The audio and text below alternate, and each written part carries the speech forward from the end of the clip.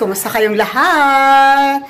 Mga beshies, lalabas ako. Pupunta ako sa likod ng bahay namin. At pupunta ako doon sa kulungan ng mga bibi ko. Mga Muscovy ducks namin, okay? At gugupitan ko ng kanilang mga pakpak.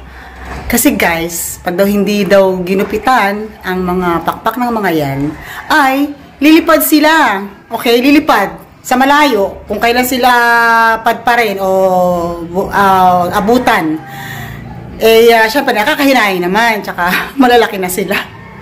So, nagtawag ako ng magugupit, kaso busy pa yung mga laborer dito sa may tapat ng bahay namin, yung mga nagagawa. So, itatry ko na ako magugupit. Okay, guys? Samahan niyo ako, guys.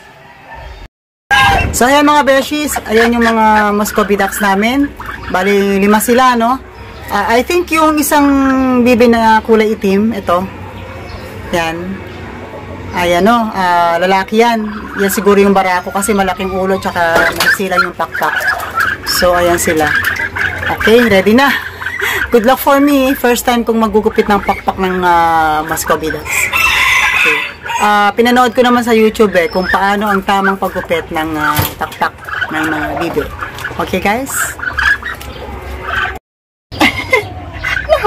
Nahuli ko yung isa.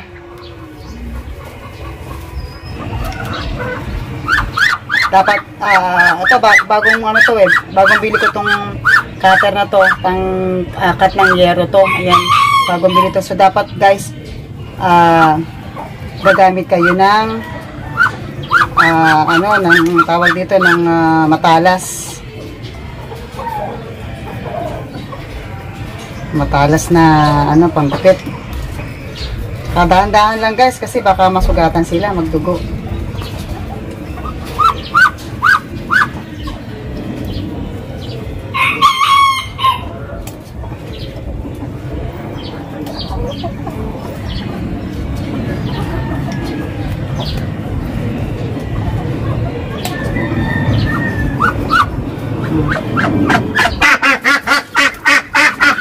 Kabila naman.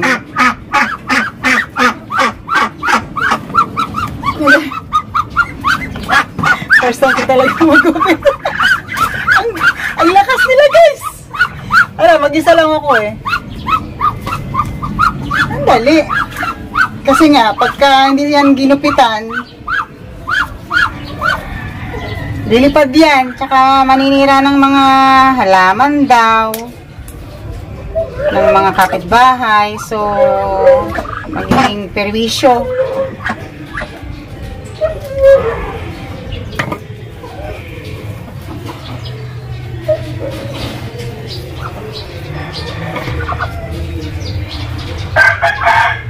Bait naman siya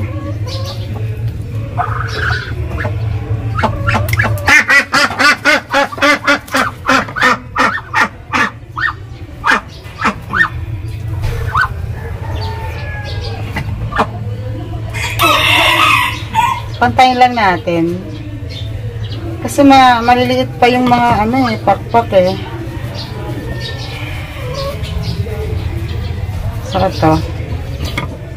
Bali, kukupit ka daw ng 8 mga pakpak.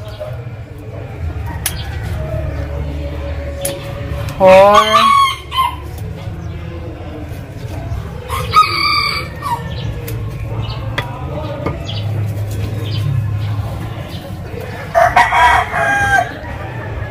mga 8 sa kabila, 8 sa din, bali magkabilang side yan. Ayan.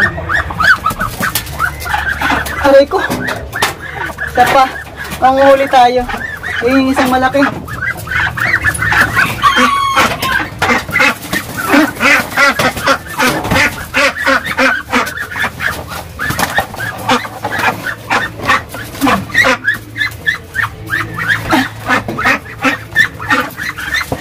Ang lakas.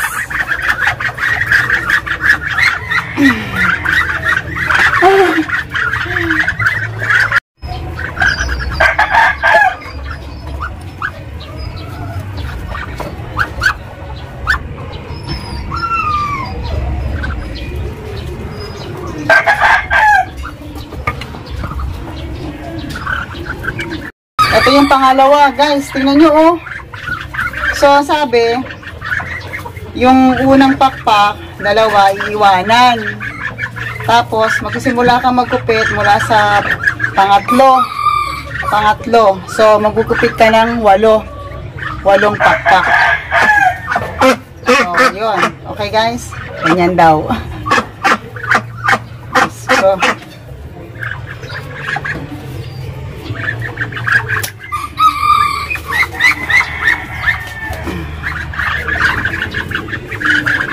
one, two, three, four,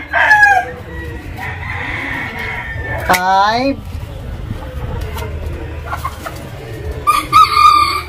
six, seven, isa pa.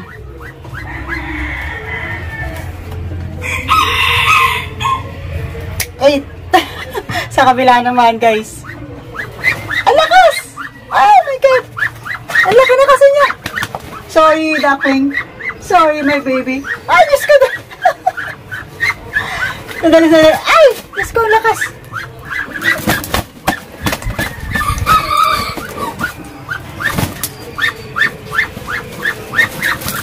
Ang lakas niya.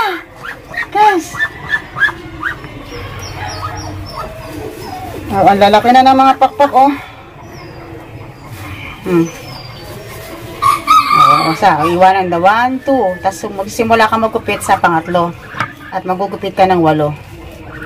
1. Ingat-ingat lang, guys, kasi baka masagad nyo. Magdudugo sila. Magdudugo. Masasaktan yung lock.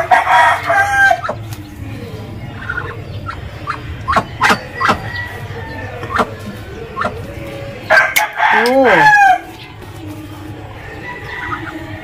3,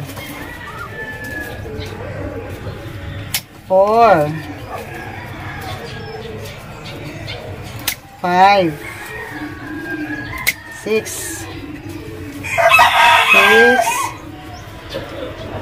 7, 8. Okay na. 8 sa kabila, 8 sa kanan, 8 sa kaliwa. Ayan na. Sandali, guys. Rest muna ako, guys. Babalikan ko sila. Ay, ang sakit sa tuhod. Guys, nahuli ko yung barako. Ito yung barako, oh. Ayan, oh. Ayan, oh. Mukha siyang barako, guys. Tingnan yung mukha. Ayan, oh. Ayan, di ba? Ang isang barako. Ay, I think ano na sila, eh. Dali. I think mga nasa 5 months na sila, eh. O, magsi 6 months. Ang lakas talaga niya, ha? My God! Ang lakas! Sandali, anak ka, sandali. Sandali lang, baby. Mahihirapan ka. Sandali. Wait lang, wait. Maliliit pa yung mga pakpak nila. Hindi pa ito makakalipad, guys.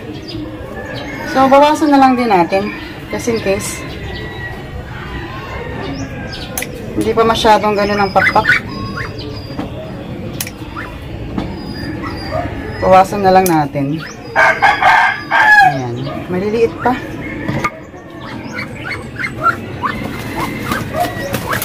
Sige.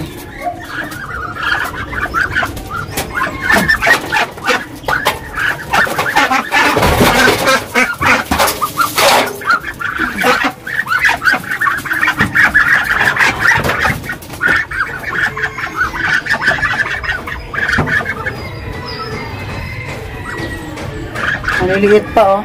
Hindi pa. Pawasan na lang natin. Hindi yan lilipad. Ang lilipad lang yung mga malalaki ang ano. Malalaki na yung mga balahibo niya. Ay, may balahibo, pakpak. Lang, binawasan lang natin. Okay na. Sorry. Kain na kayo. So, hey mga beshies. Okay. Nagupitan ko na yung 3 bibe. Kasi yung 2, maliliit pa. Okay? Kasi magugupit lang tayo ng bibe, ng pakpak ng bibe, pagka yung mga nasa 6 months na sila o yung talagang malalaki na yung mga pakpak nila, no? Eh, ngayon naman kasi maliliit pa.